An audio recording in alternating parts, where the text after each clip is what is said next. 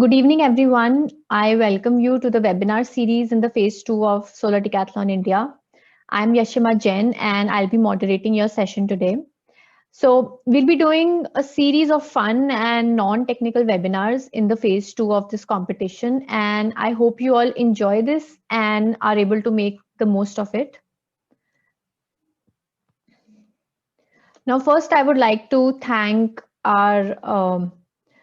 the Department of Science and Technology and the Ministry of New and Renewable Energy.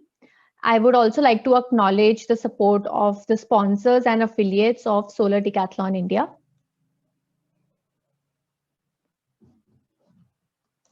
Now today in the Alumni Masterclass session, we have Samvedna Jadhav and Anmol Mathur who would be presenting their respective teams' work.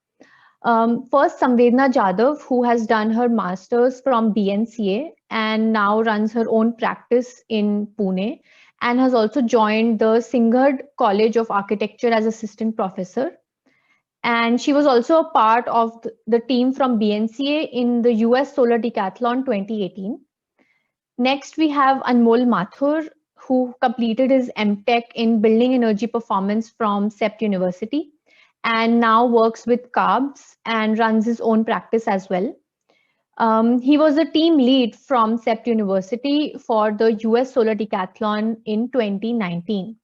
We welcome you today, Anmol and Samvedna. As always, please feel free to send in your questions during the session and we will take them up towards the end of the session. And with that, I pass it over to you, Samvedna. Thank you so much, Yashima. That was a wonderful introduction. Hello, Prasad sir. Hello, everybody. Uh, so I'm very glad to be here today to actually share with you what our group had presented in the Race to Zero competition, which is now the Solar Decathlon. So I'll be presenting what we had as our final presentation. And so let's continue. I'll share my screen. Yashima, please tell me when it's visible.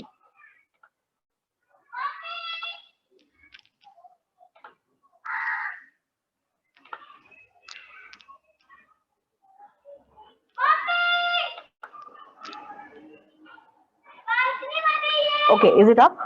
Yes, it's up. All right. Thank you, sir. Okay, so students, hello, good afternoon. This is how I began my presentation back then. We did not go there in person because of certain issues. So we had an online presentation. So this is how we had prepared for the presentation and this is how we presented, exactly how you will be seeing it right now. So good afternoon, fellow participants, professionals, and our esteemed jury members. We are team Read 5 So Home. My name is Samvedna Jadhav and I will be your presenter for the next 20-25 minutes. We will be presenting to you through the following sequence. Introductions followed by design, strategies, material, construction, systems, analysis, and finally ending with the innovation and conclusion. Our team has been led by Aishwarya, introducing Vidya from the design team. Sanika and Brushali are members of the research and systems team respectively. All of us are pursuing the Masters in Environmental Architecture program at the Dr. Bhanuben Nanavati College of Architecture, Pune, India. This was in 2 years back. Because of certain flight issues, we could not present to you in person, but we are grateful to have been given the opportunity to present via the net. Our team had the unique experience of collaborating with many consultants and specialists during the course of this proposal. We have been expertly guided by architect Prajakta Kulkarni and architect Namrata Dhamankar. The consultants have been involved right from the design intervention to the system selection. India has abundant availability of solar energy. It is the most reliable source of renewable energy here. The sun's energy can be used in many different ways. Even in a cold and cloudy climate like ours, SoHome or the solar home uses sun as the primary source for its passive as well as active strategies. Derived from the Sanskrit word Soham, the name Sohome defines the sun as the soul of our home and its presence everywhere. Our proposal is located in Shillong in the northeastern part of India. It's a beautiful city encircled by pine trees. Shillong is the capital of the state of Meghalaya. It derives its name from the Shillong deity. Shillong provides a relief from the heat across the country. This hill station is known for its beautiful sights and traditions. Being in close proximity to the Himalayan fault line, the region falls in the highest earthquake-prone category. This has played a major role in shaping its traditional architecture. Shillong is known for its Khasi-style houses, which can be seen on the screen. The traditional dwelling style of the region takes into consideration physical factors such as climate, earthquake, thermal comfort, economy, and the availability of resources. All these resulted with a house form that is sensitive to their way of life and to the larger environment. Due to the resemblance in the housing style, this beautiful city is also called as the Scotland of the East. But however, today's scenario of Shillong presents a very apathetic view. Exquisite vernacular structures have been replaced with concrete monstrosity. There is a major shift towards RCC construction with no emphasis towards seismic and climatic consideration. All the spaces are heated using mechanical systems. Imagine the amount of energy that is used there. So now let's get into the details of the climatic factor. The climate of Shillong mimics zone 5A according to the IECC, which is cool and humid, and it falls under cold and cloudy category as per the Indian climatic standards.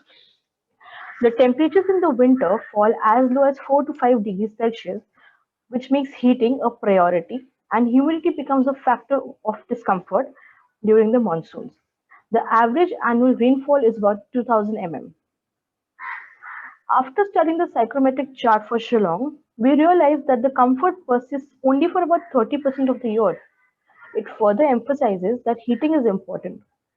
To sum up the climatic analysis, the key takeaway points for achieving comfort are passive direct solar heat gain, internal heat gain, and heating. These have formed the basis of our design strategies. The buyers targeted for this house are young business professionals and small families. A typical 21st century Indian family with both parents working, stay at home grandparents, and school going teenagers. Our home is affordable to the higher middle class households that make approximately $55,000 per year. Before I explain the design in detail, these were the strategies that we started with. Our first priority was to reduce the energy demand with a climate responsive design, then reducing the energy consumption by planning efficient technologies. The energy offset was done by switching to a renewable energy mode. The 3 points above were then balanced with affordability and seismic resistant design, which was one of the focus points for consideration. The final proposal had to be affordable for the typical Indian family. So our site is located in one of the upcoming areas of the hilly suburban extent of Shillong. The factors we considered while site selection were easy connectivity, availability of basic amenities, and a scope for development in the area. The site area of our lot is approximately 6,000 square feet in area and is accessed from a 6-meter wide road on the east. We began with a wide wind shadow analysis, which can be seen on the bottom right corner of the slide. This was done to understand the probability of the sun's relationship with our project. A conclusion on the orientation and placement of places was derived through this exercise. Based on our study and a detailed prediction on the use of spaces, each area has been allotted a specific location. Every room has been treated as per the occupant's need and comfort. The living room is the main activity zone during the day. Being a south-facing room, it would gain the maximum heat. The rooms on the northern side have been placed strategically and treated to achieve comfort during respective use of hours. The kitchen, even though being a day area, is a self-heating zone. Hence, it does not require any special mechanism to gain warmth. The final design that evolved can be seen on the screen. The first step of the design of our house was to ensure maximum comfort through passive strategies. The living cum dining room is a double height area to ensure maximum heat gain from the sun space attached. To understand the workability, we did a sun angle analysis. The sun sun space has been designed to attain maximum heat gain during winters. To avoid the overheating, during the rare hot summer days, vents have been provided to manipulate the airflow. For the south-facing bedrooms, another heat-gaining strategy has been used. A trom wall has been designed to ensure comfort during the night when the room is occupied. The rooms seen in this section are all north-facing rooms which have been provided with an active strategy. I shall come to this strategy in my next segment. The service room in the basement enables easy working for the systems provided. The sloping roof has been designed at an angle that ensures maximum sun exposure for the PV panels placed on top. Strategies have not been applied just at the building level but also at the site level for reducing the energy consumption. We have introduced only native plant species onto the site for landscaping and creating buffer zones.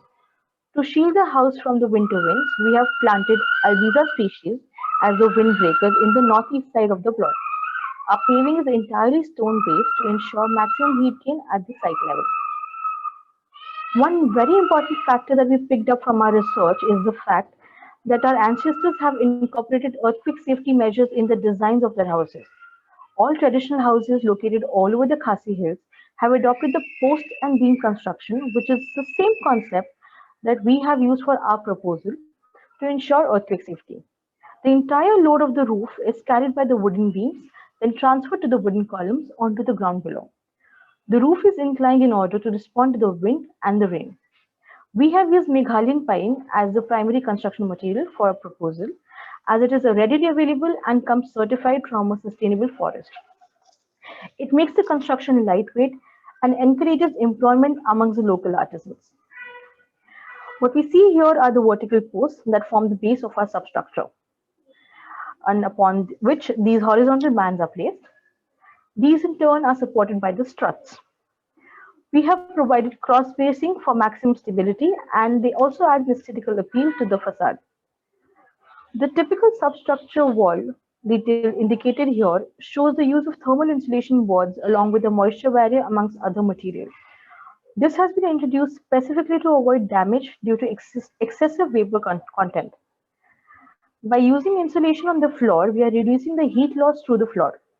The ground floor wooden flooring is placed using a tongue and groove joint, which the local artisans are very well versed with. The first floor is supported using joists and has pipes laid for radiant heating system.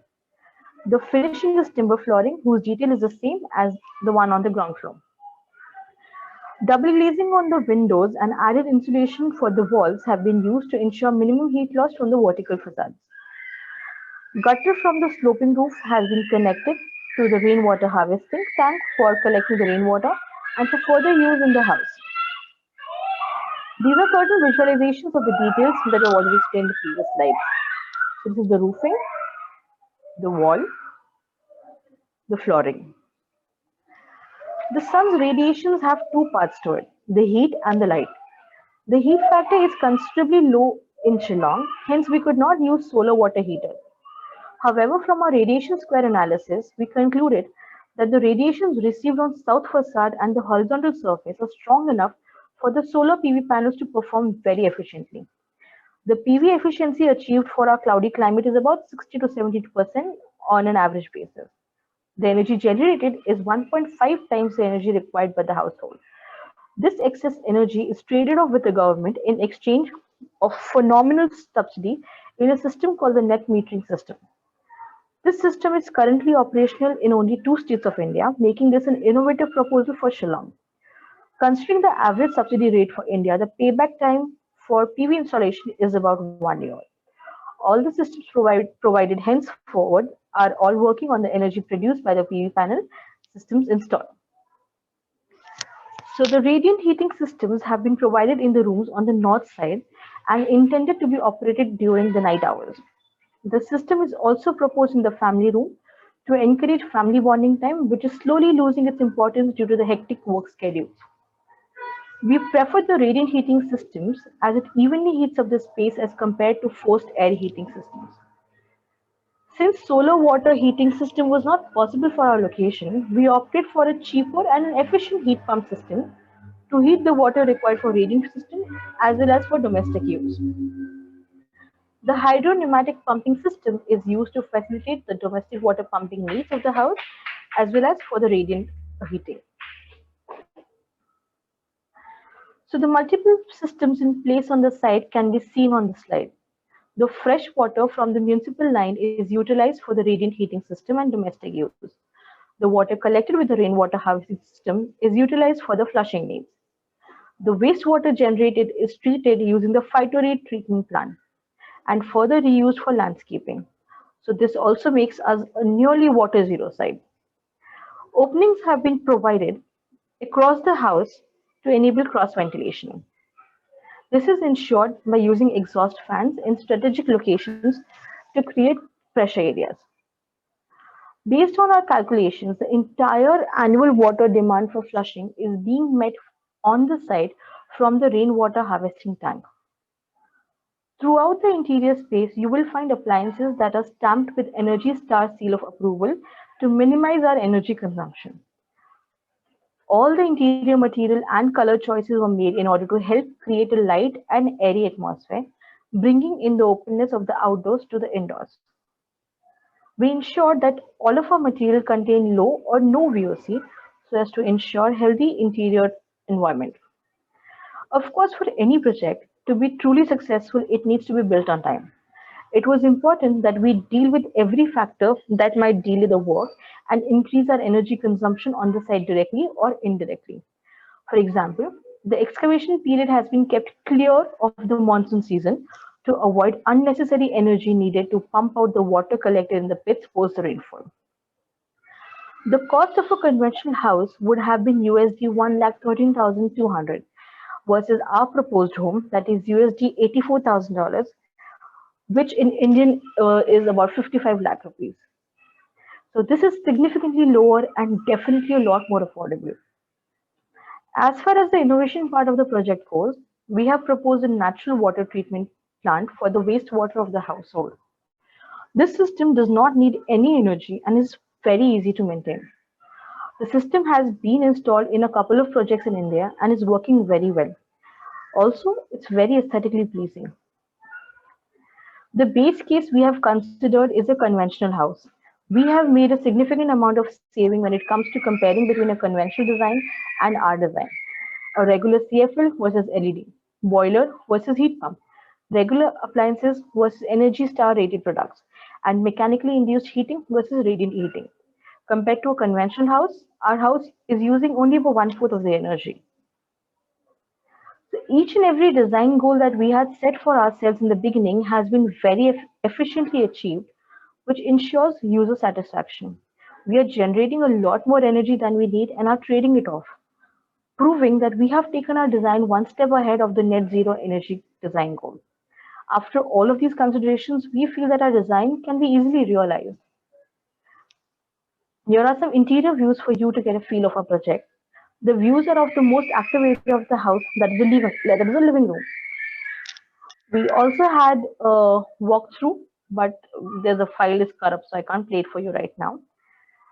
But Sohome has been designed to be an inspiration for the futuristic Indian homes. Thank you for being such a patient audience. Yashima, over to you. Yep. Thank you so much, Samvedna. And Anmol, I'll pass it over to you now. Hello, am I Yes. audible? Yes, you're audible. So thank you so much, Yashima and Prasad sir, for having me once again on the Solar Decathlon India panel. And it's been a pleasure to always been associated with Solar Decathlon India. And today I've got an opportunity to present our team's work to the contestants for this year's Solar Decathlon. So I hope that you guys will appreciate our work, and primarily I'll be trying to focus on the integrated design concepts that our project had developed for the Solar Decathlon US when we were participating in 2019. So I'll quickly start my presentation.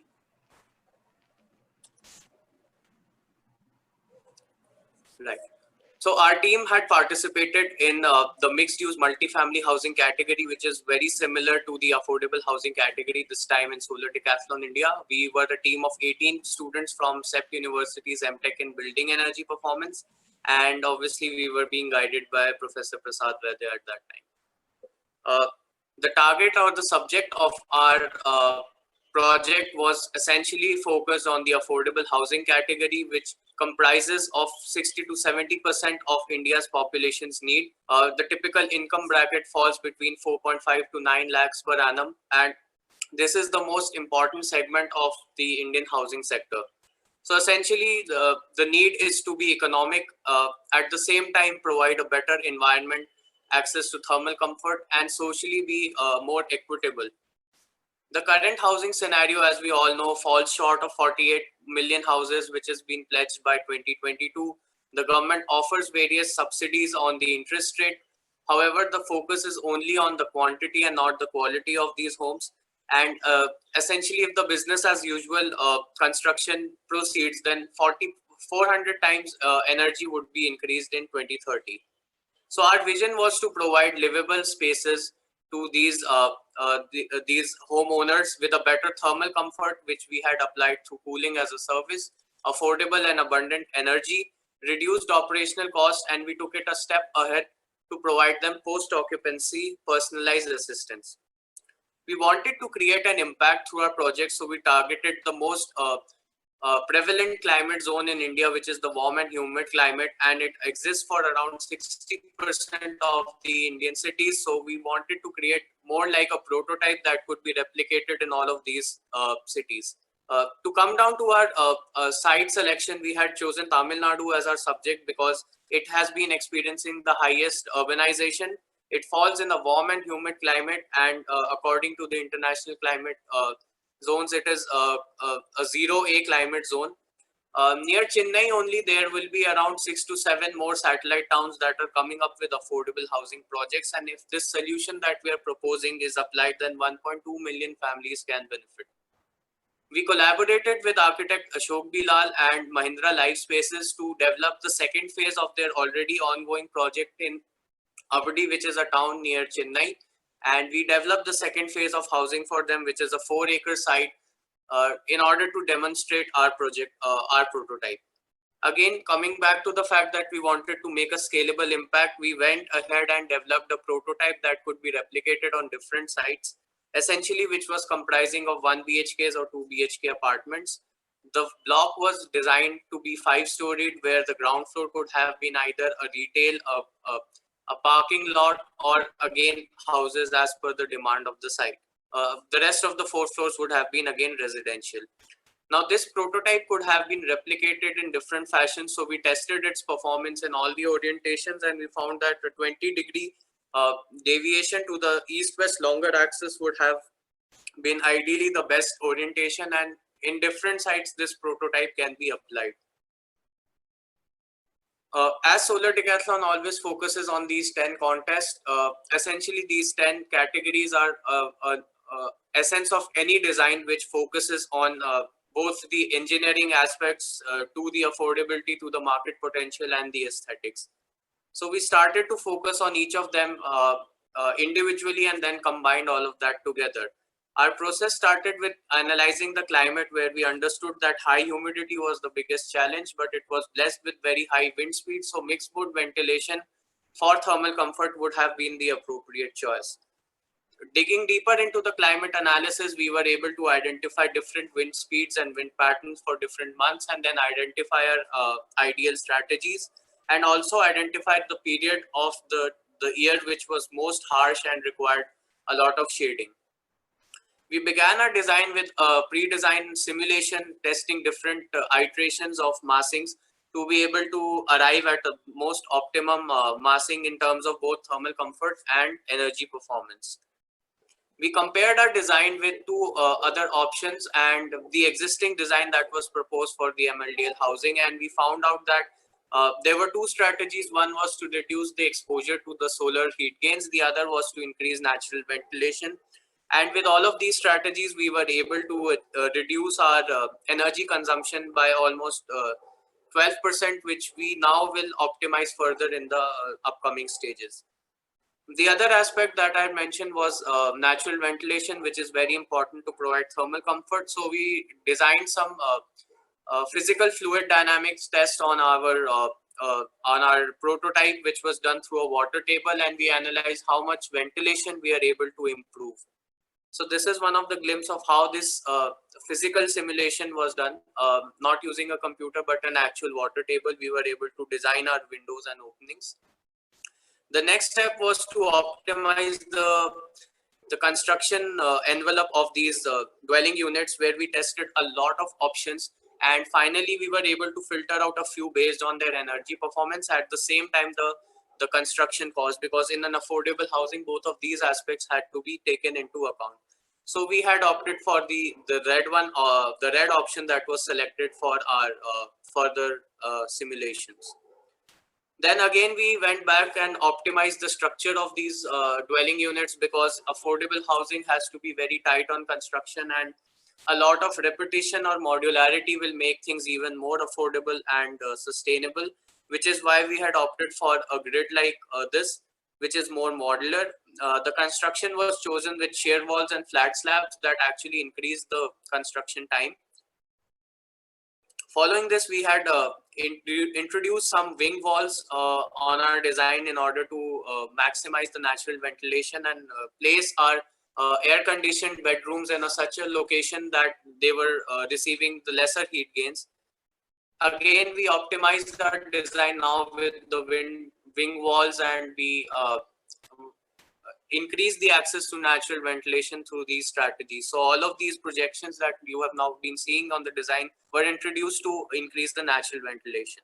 Then again, finally, this was the plan, the typical block plan that we had derived from all our pre-design and design detailed simulations and energy modeling. The next most important aspect was to streamline the services, because that becomes a really big hassle in these affordable housing scenarios. So all the services had to be planned very efficiently and in alignment to the structural details. The ground floor of some of the dwelling units were designed as commercial spaces for social amenities and local marketplaces. Coming to the elevation design, we did a lot of studies on the solar shading, and we derived the typical shading angles that were required to block the harsh suns of this climate. We were able to integrate these designs with the balconies and the elevation itself, so that they do not become an additional feature and don't cost extra. That was the most important thing in order to convince the developer also. So this is something that our final morphology turned out to be for a typical block. Along with the block, we also worked on the urban design guidelines in order to maintain what thermal comfort and visual comfort we wanted. Inside the dwelling units, we did some studies to size the interbuilding distances.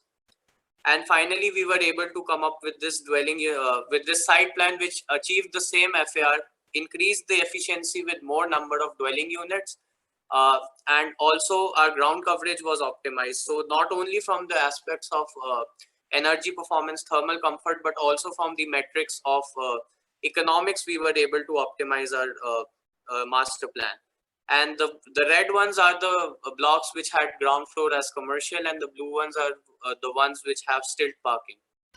A quick walkthrough to our design in order to explain how these spaces were crafted, not only from scientific principles, but also to engage the community, make livable spaces.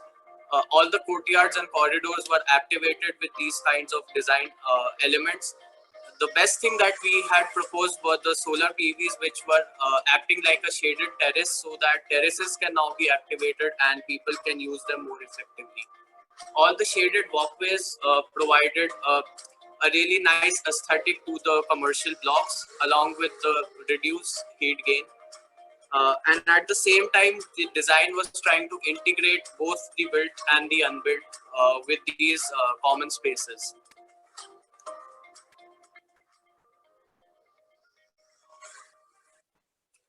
Coming to the structural details, as I mentioned, we worked on precast shear walls and flat slab systems. So we worked a lot on the structural details in order to make things more faster and better execution on site. We reduced the number of typical modules so that modularity can be increased.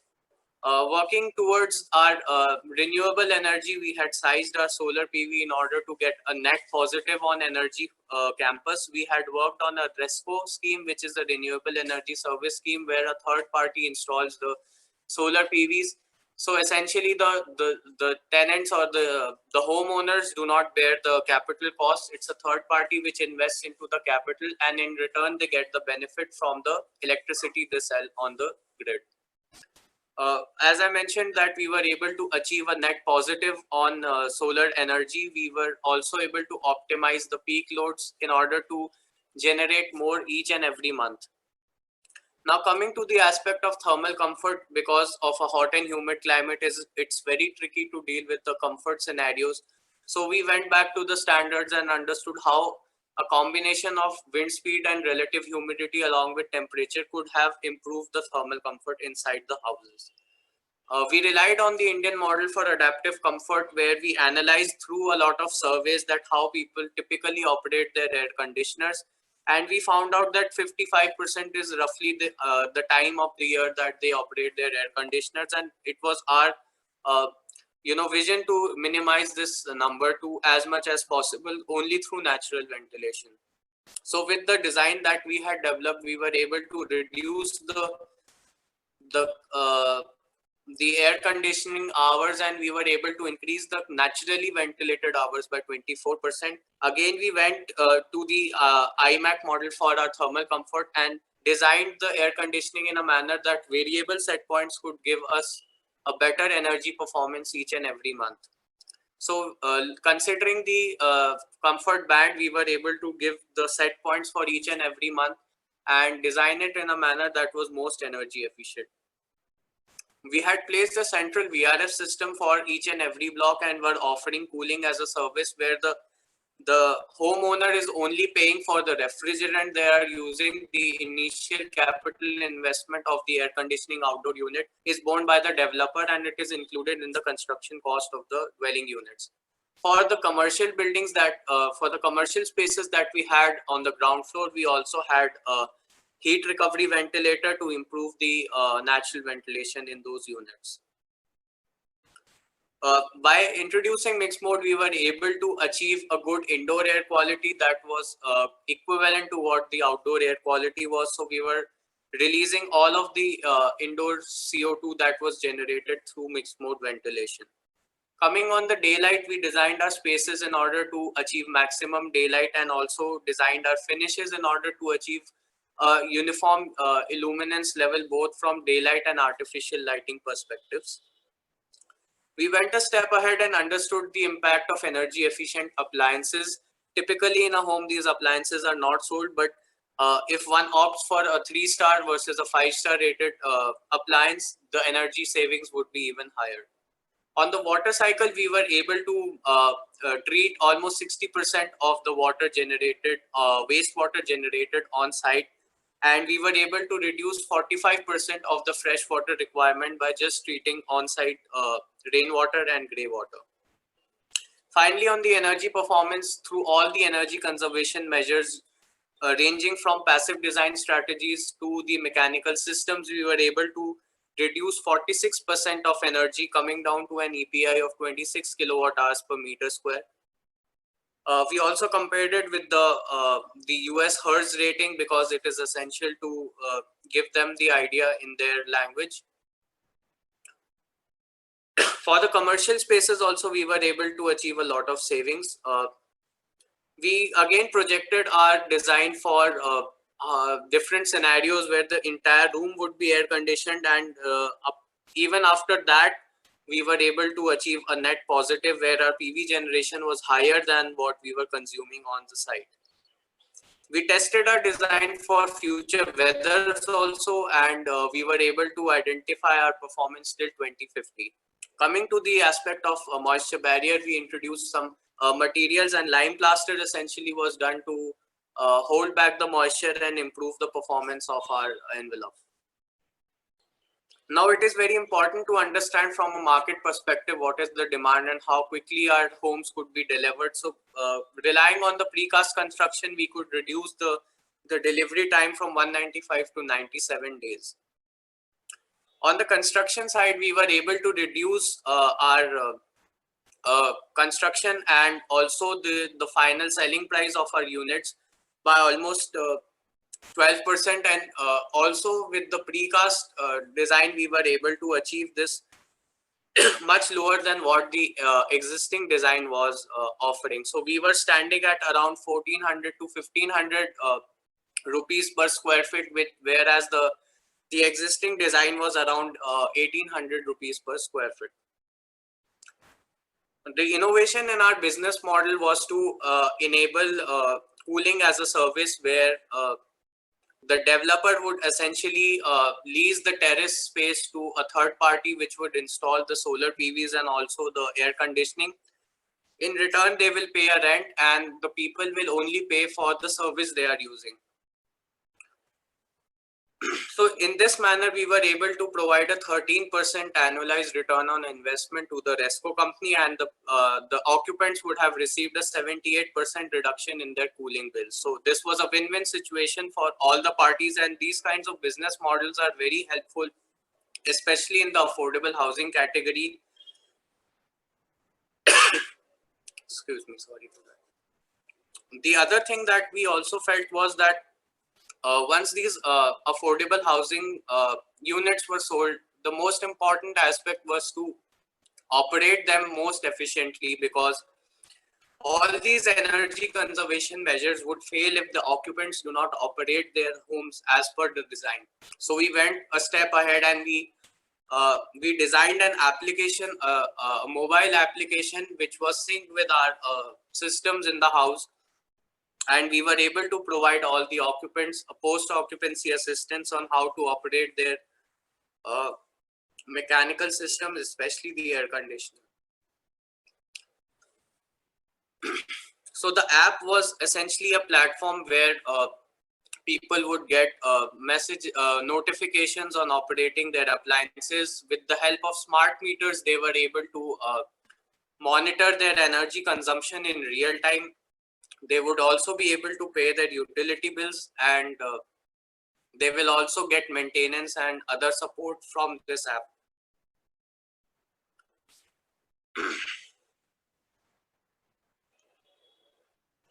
So finally, to conclude with, we were able to achieve all our design goals that we had initially begun with. The biggest goal was to provide a livable and an equitable space to the affordable housing, which is very, very lacking right now in the industry. The way the homes are developed, they are merely there to fill the numbers, but not offering a livable experience. Cooling as a service is something that will enable the users to only pay for the service and not focus on the capital investment of very high efficient equipments. In the same way, the renewable energy is also being offered as a service, making it really affordable. With all of this, the reduced energy bills and the post-occupancy assistance through the app, all of these things will make our design, really sustainable and tech savvy, so that affordable housings can be upgraded. With our design, we were able to also catch a lot of attention, and we had pitched this idea to many developers and stakeholders. So we featured in a lot of newspapers, and we are proud of the work that we did with our team, especially not making it a competition project, but going one step ahead, trying to solve the real world problems, trying to collaborate with industry partners, and being able to address the real life situations. So I would really thank you all for your time, and I hope you will appreciate our project. Over to you, Yashima. Great. Thank you so much, Samvedna and Anmol. I hope that our participants can make the best use of the experience and work that you have shared today. And we'll open for questions now. Everybody, we request you to send in your questions via the Q&A tab. I know so much of information might have become a little overwhelming for all of you, so we'll wait for a couple of minutes. We don't have any questions yet. So, Yeah, one of the things while we're waiting for questions, a few things that I wanted to bring to the attention of the attendees. So you've been able to see two presentations by two teams, and what is clear or what is apparent from both presentations is the fact that there is a lot of clarity here, that the way the presentation is being done, the way the information is presented on the screen in terms of the graphics and the amount of text there is, the way quantitative information is presented, all that there's a lot of thought behind that in terms of how it is being brought forward. Note also the verbal delivery and how clear each of the presenters was. These were, Samvedna's especially was exactly, I think, Samvedna, the way you presented it to the jury in the US, right? That's Yeah. correct, sir. Anmol did some modifications along the way for the audience. But note that the clarity of the verbal delivery also. And also the fact that both teams set up the background in terms of the context, in terms of the problems that they had identified and how they were solving it. So this setting up of the background allows the jury to appreciate the work, the depth of the work, and the quality of the solution. The design strategies were explained really well. So, you know, whether they were passive strategies or active strategies or business strategies or affordability strategies, each team actually took time to not just present the design, but to present the rationale behind it. And I think that really makes it understandable to the jury so that they are able to understand through the rationale, the design process, and how the design needed to be developed and was developed. In Anmol's presentation, if you looked at the slides, you can go back to the recordings also. And in the bottom of the slides, Anmol covered 9 of the 10 contests as each clear area. And that's an important thing to be able to show the jury. On the last contest that he did not have in the slides as a tab was presentation, because that's all about the presentation itself. So that was not in there, but the 9 other contests were actually being covered one by one as he presented it. And I was impressed by the level of detail that was explained by Samvedna in terms of the structure, in terms of the HVAC systems, the rainwater harvesting and the piping. And I think, you know, that kind of thing makes an impact again on the jury in terms of the depth of the work that is done for a project like this. Most of you will end up doing that level of work as you go forward. And so finding ways to be able to present that depth and the detail in the short amount of time that you get is something that you have to really find a way to do it. And it makes the presentation very impressive. So I just wanted to share those observations for with the audience. Just to go back to, not in case, but I would recommend that you go back to the recordings and kind of reflect on some of these qualities of the presentations. Thank you. thank you, Prasad. So we have a couple of questions. So the first question is, any tips on how to sell the design and what portions to focus on? Anmol, would you like to take that one? So essentially, I am assuming that you're trying to sell the design to the users of the space. If that is the question, then definitely you will have to focus on what is the market demand. The price, especially for our segment, was the most important because we were dealing in an affordable housing sector, so it is very competitive, and especially when the cost goes up, then neither the developer nor the home buyer will be able to afford it, and then such projects would not be able to be executed. So the most important thing is to first develop the design as per the market standards, and then try to build up innovative business models, because that is the only way when you can sell new ideas into the market. The same way we were able to apply our RESCO model and cooling as a service Had it been a conventional business model where everything would have been installed, the capital cost would go very, very high, and then it wouldn't have been an affordable housing project anymore. So all of these things have to be very well understood. And the best thing that you guys can do is to collaborate with the industry partners, because essentially everyone is working on a real project. They know what the constraints are. Your developer will definitely be able to guide you what works, what doesn't work. And in order to able to sell these ideas, first of all, you have to be convinced that these ideas are not just superficial or fancy, they are practical. That kind of detailing has to go in, because otherwise nobody will be able to, you if yourself are not convinced, you will not be able to sell the design. So business model and practical aspects are very important, and engaging with the industry partner is most essential in order to make a market ready solution. Great. Thank you, Anmol. Next question, Samvedna, I'd like you to take that up. So the question is, looking at the bylaws for building structures, did you consider the bylaws set by MUDA, which is the Meghalaya Urban Development Authority, regarding timber columns and beams for new constructions in Shillong? So yes, we did get in touch with the locally practicing architects and the construction developers in the city of Shillong, those who were actually practicing there. So yes, we looked at MUDA, we did look at the Shillong rules, development rules as well. And we also were in constant touch with the vendors and the, let's say, the actual working people in city of Shillong, so that we did not, have some fancy idea of that we are doing this, we're doing that. We wanted to make sure that whatever we're proposing is actually realizable. So yes, we did look at everything in place over there. Thanks, Samvedna. Next question. So there was this one particular code that was followed to show that solar PV will still rational in 2030 due to climate change. Can you mention that code? I think Anmol, that was you, right?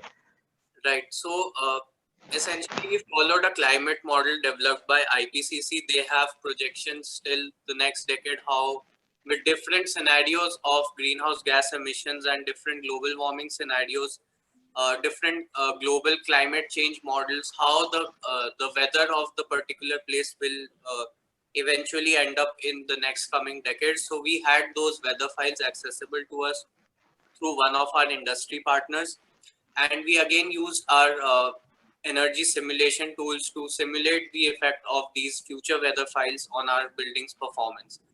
So all of that is something that you can definitely test if time permits and you have those kinds of resources available. That would be a good proposition in order to ensure whatever you are doing today will stand till the life cycle of the building.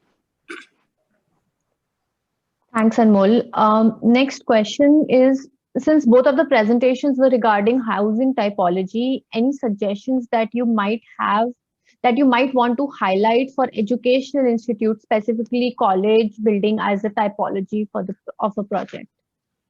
Samvedna? Yeah, so yes, both of the presentations were regarding housing typology, but in any case, whenever you're designing and looking for a net zero design, you look at the occupants and you look at the occupants' needs and requirements. So even if yours is an education institute, you have to look at the communal need of the project, and then you simulate your buildings accordingly. So you do have those options, and you actually can do it that way. We had it for the other projects as well, so we were all in sync with that. Right. Anmol, would you want to add something? So essentially, what I feel, the entire structure of the solar decathlon competition with these 10 contests is something not merely on which your design will be judged, but these 10 contests are something that each design has to bring in together, and the integrated process is most important in any project. Especially if you look at institutional campuses, a similar budget constraint also remains in these projects, where a lot of budget is not sanctioned for fancy equipment or high-end materials. So these kinds of business models or these kinds of thoughts in order to make the high efficient technology more economical and more affordable, that is something I would definitely suggest. And also looking at the kind of the ideas that people are developing in this time in solar decathlon, it's very important that they focus more on affordability, because we are dealing with a difficult situation. COVID pandemic has also created many projects at a halt. So why your solution would be more favorable is something that you will have to consider from a holistic perspective, not only from the perspective of energy or comfort, but everything else has to be considered in the same purview. So I think the process is more important than the detail. Yep, absolutely. So we have this other question in our chat window. So what was your working structure in a team, and any tips about how can we ensure collaborative participation from each member in virtual mode? So Anmol, and then we'll have Samvedna talk about it. So I think physically when you are together, then also it is very difficult. Being a team leader, I understand particularly how it's difficult to manage your academics as well as the competition. So coordination in terms of our team, we had a structure in a way that we had smaller teams for each and every contest, so that each and every contest was being looked at by a particular set of people, and they were focused on that area. And then from each team, we had one representative which would have coordinated with the team, overall team leader. So in this way, we had developed a hierarchical structure, because we had the liberty of 18 people in our team. Similar thing could be adopted. I'm not very sure how smaller teams can manage it, but definitely they should focus individually on different aspects, and then at some point in time, bring all of those things, keep bringing all of those things together and discuss everything as a holistic project. Because it always happens that if you start focusing on one thing, the other criterias or other contests typically get neglected. And one thing I would like to point out is, because energy simulation is something very new that many contestants would be doing this time. They might end up spending a lot of effort on that, neglecting the other contests. So I would suggest that you'll have to manage your time in a way that you don't get swayed away only with the energy simulations. Try to develop holistic solutions, and the detailing has to be equal in all of the contests, and only then you will be able to present a good project. Right. Thanks, Anmol. Samvedna, would you like to add something to this? No, I actually agree with Anmol on this thing. Even when you're sitting together and working in a team, it is difficult to collaborate everything together. But when you're doing it virtually, you have to make sure that you're coming back together after every single, let's say, phase of the project, and making sure that you're all in sync and your whole project is developing as a whole, holistically, specifically, like Anmol mentioned. So yeah, like not to get into. Why don't you answer this question too, Yashima? Right. So when I was the team lead for our entry for Solar Decathlon, we also, just followed a similar approach the way Anmol mentioned, that, we had teams divided into smaller groups, and we had, an energy team which was looking at doing energy simulations, for example, and we had a lead for the energy team as well. And then we, had 3-4 people working along with that particular person. And then out of those 3-4 people, one of the person was also heading the landscape team. So that is how we managed to do so much with, 12 to 15 people within 6 to 8 months. And, it was a real project. So we were looking at real time problems as well, that, okay, I mean, yeah, nothing comes to my mind as of now, but yeah, there were real time problems because it was a real project. So yeah, I mean, that's what I have to add here. Would you like to add anything here, Prasad? Yeah, if your faculty is able to help out in these cases when there are team members who are not pulling their weight or the coordination is becoming difficult, please, take help from them. There's no reason to not. don't make yourself a nuisance, but definitely take help from faculty mentors and faculty leads. Right. Yeah, and me and Anmol were lucky to have a faculty lead like Prasad. So, right. Let's move on to the next question. The next question is, what amount of collaboration did you have with your project partner? So, Anmol, would you like to talk about this? So we were collaborating with many industry professionals at aspects of our project. Our primary point of contact was architect Ashok Bilal, because we were taking their project and developing an alternative scenario to their project.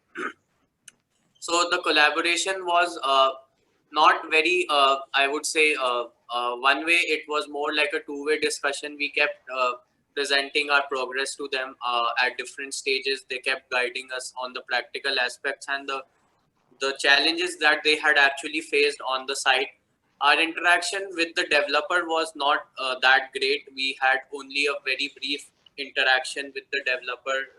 Just at the very end of our project, when we had the entire thing developed, we were able to show them that what our solution is. So one thing I would suggest to all the teams is that uh, keep the project developer in more contact with you, because they are your clients in a way. They will be able to guide you much better than industry experts. Obviously, industry experts are needed when technical things are required, when you are dealing with complex HVAC systems or you're dealing with complex structural systems. You need technical support, but to make a practical project, you have to be in thorough contact with your client, who is your industry partner. So I think for us, the exposure was not very thorough with our developer. We were in bits and pieces. We were collaborating with them. We had many more industry experts on different aspects, but for the teams participating in Solar Decathlon India, this is the message that I would definitely press upon. Thanks, Anmol. Samvedna? So yeah, for our project, we did not have a project partner. We worked with industry experts and we had a completely hypothetical project and a hypothetical site. But it's a very good thing for Solar Decathlon India that students have to actually collaborate with project partners. That way they actually are getting the on-ground reality check of how you're supposed to work with team members and, project partners who have a lot of stake in this. So yeah. Yeah, right. Thank you. So I think that's all that we have in terms of questions here. Yashima, let's take that question about the weather files. Have Anmol answer that. Okay, sure. So Anmol, we have a question. Where can we find future weather files?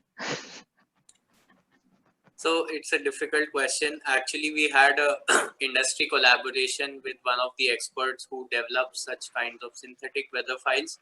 And because of that, we were able to access these weather files. As far as my knowledge is concerned, there is no open source platform for future weather files. Definitely, you can morph the existing weather files by looking at IPCC Assessment Report 5. If you can make a note of it, Assessment Report 5 of the IPCC offers different global climate models, where you can actually project through different, you can actually select through different greenhouse gas emission scenarios, where you can say that in considering the highest emission scenario, this is the projected increase in the outdoor temperature. So if you morph the existing weather files, the only thing that you will be able to do is morph your solar radiation numbers and morph your outdoor temperature numbers. I'm not sure how these models work on relative humidity and wind speeds, but this is something over and above. I'm not very sure if the competition asks for it, but if you are able to have access to such kinds of data and you are able to spend some time, you can consider doing this exercise. Yeah, we are Right. not this as a standard process. Thanks for pointing that out, Anmol, and bringing that up. So if you went ahead and did something like this, that would be above and beyond what is required. And the process that Anmol talked about developing or morphing the files can be error prone if you don't have experience with weather files and the depth of understanding weather data. So it's not something that you should take on lightly. If you are able to find somebody who can provide you those files, like for Anmol's team, that was possible, then that's great. I know that Arup has done some weather files, and I don't know if they're making it available, but if you all are interested, maybe you can approach Arup and say you're doing this for Solar Decathlon India, and if they can share the weather files with you, you might have something to work with. So that's worth trying. Or there might be other people also. You can read up about that, who's making synthetic weather files, and then try and approach them.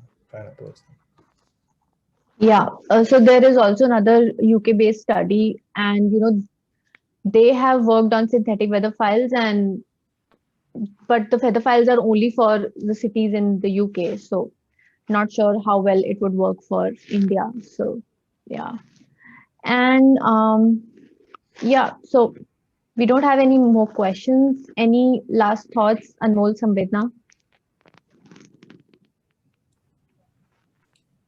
So yeah, essentially, I would recommend all the teams to get back together, discuss their progress on different aspects, not just get swayed away with one aspect of the design.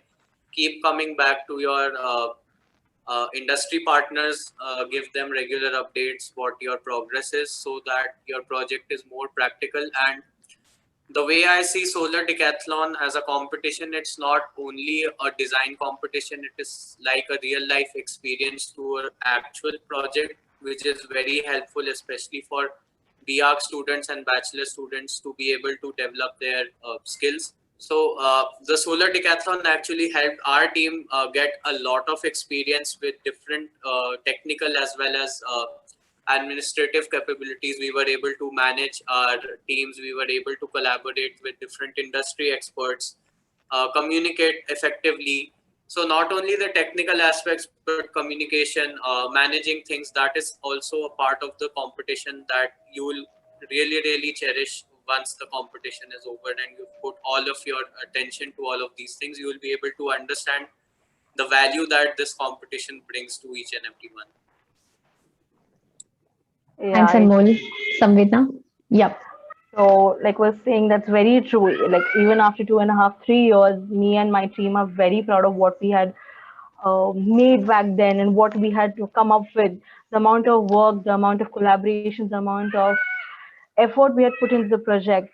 It taught us so much more professionally, personally, and the actual understanding of the real time issues with energy and the things that can be done in the field. So it's a very good thing that Solar Decathlon India is giving all of these students such a great opportunity. For us in our college, we were one of the first ones to actually go out and do this thing. So we had a tremendous amount of experience. Like we are so proud of it even today. So Prasad sir and Yashima, thank you so much for doing this for us. And I'm really hoping that whatever me and Anmol have shared today with the students have given them a lot of insight into what they can come up with. My only advice to the students would be to do not lose focus with what they have to come up with. Your ultimate aim is your output. Work towards it. Don't lose focus of that. That way you'll know that you're not straying a lot here and there. You try everything that you can, look at all the aspects, explore them. This is probably one of the only places that you can explore everything in that one place altogether. So all the very best to you guys, and we're really looking forward to see what you guys come up with. Great. Thank you so much, Anmol and Samvedna. And thank you everyone for participating today. And we will share the details of the next webinar very soon with you. And we hope to see you all over there. Thank you. Yes. Just a minute. Since we have these two on the line, I'd like to ask one more question to them before we sign off. So now, in a sense, your juniors are participating in a competition and are listening to you guys speak. And you have now finished your studies and are in the profession. Can you tell them a little bit about maybe an interesting project or an interesting thing that you are doing where you are contributing in a way that is meaningful to the way Solar Decathlon envisions, the Decathlon alumni doing in the future? Okay, I can start with that. So once we got done with the competition, we realized all the things that we can do. And since I already have a firm going on, there was a project that came up in Nandur for me. It was a twin bungalow project. And I actually got the chance to work hands-on on the project to put up my knowledge of passive and active strategies on it. And the project is just about to reach completion, and I'm waiting to actually go and see how my estimated results are coming up. So that alongside one thing that I'm actually working with the green certification of the buildings. So that's another thing that you can do once you understand, what the competition is teaching you.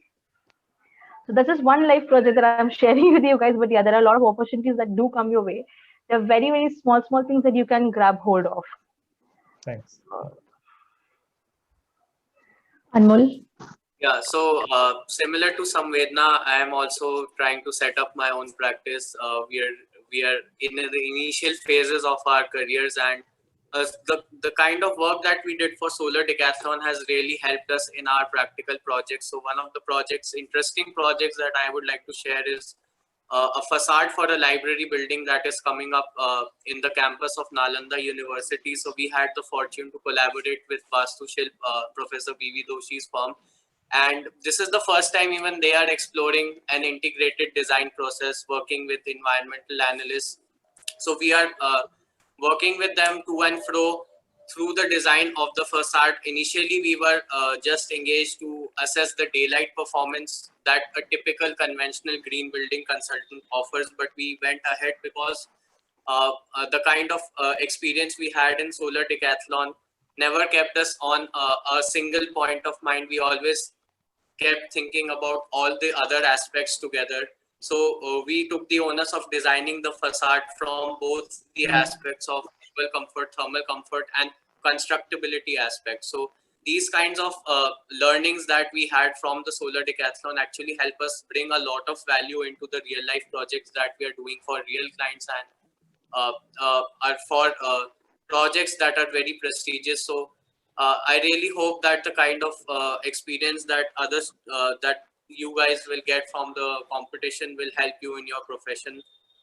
So definitely it has been a really great learning experience, which is apart from the academic curricular we're able to incorporate in our professional practice.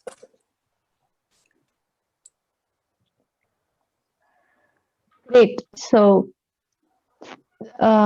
yeah, and I think with that, we will wrap up for today. Thank you once again, Anmol and Samvedna. And we will see you soon, everyone, probably next week. So stay tuned. Thank you for having us here. All right. Yep. Bye. Thank you.